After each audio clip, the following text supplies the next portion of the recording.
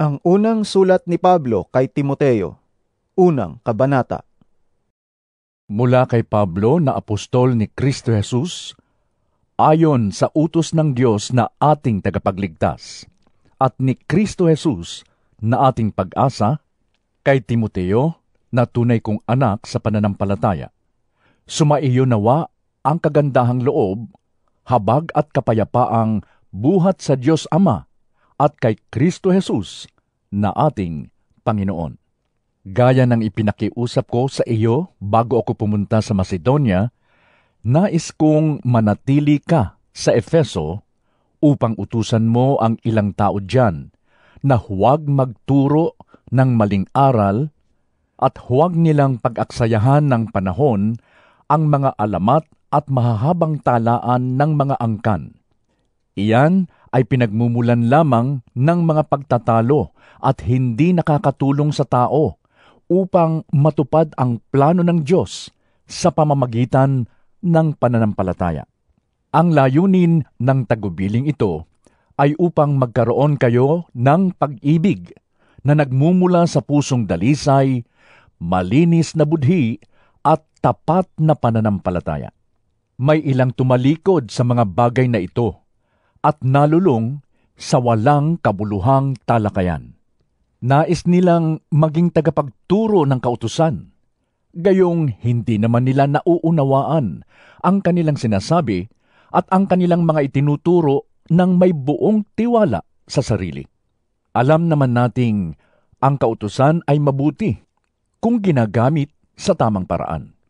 Alalahanin nating ang kautusan ay hindi ginawa para sa mabubuting tao, kundi para sa mga walang kinikilalang batas at mga kriminal, para sa mga hindi kumikilala sa Diyos at sa mga makasalanan, para sa mga lapastangan sa Diyos at walang hilig sa kabanalan, para sa mga mamamatay tao at pumapatay ng sariling ama o ina.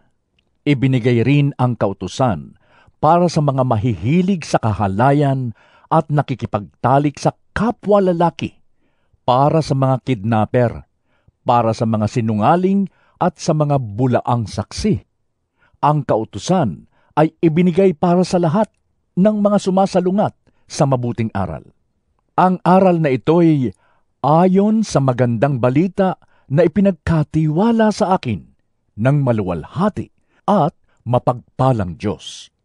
Nagpapasalamat ako sa ating Panginoong Hesukristo na nagbibigay sa akin ng lakas dahil itinuring niya akong karapat-dapat na maglingkod sa Kanya kahit na noong unay nilapastangan, inusig at nilait ko siya. Sa kabila nito'y nahabag sa akin ang Diyos sapagkat hindi ko nalalaman ang aking ginagawa noong ako'y hindi pa sumasampalataya.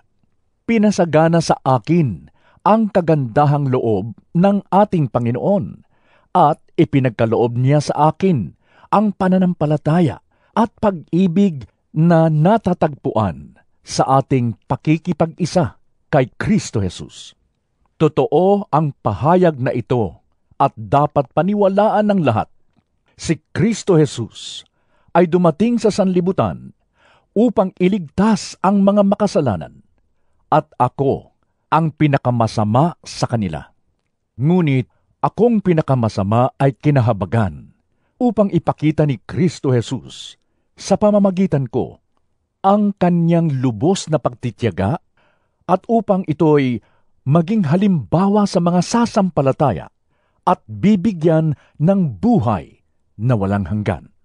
Purihin natin at luwalhatiin magpakailanman ang iisang Diyos, Haring walang hanggan, walang kamatayan at di nakikita. Amen.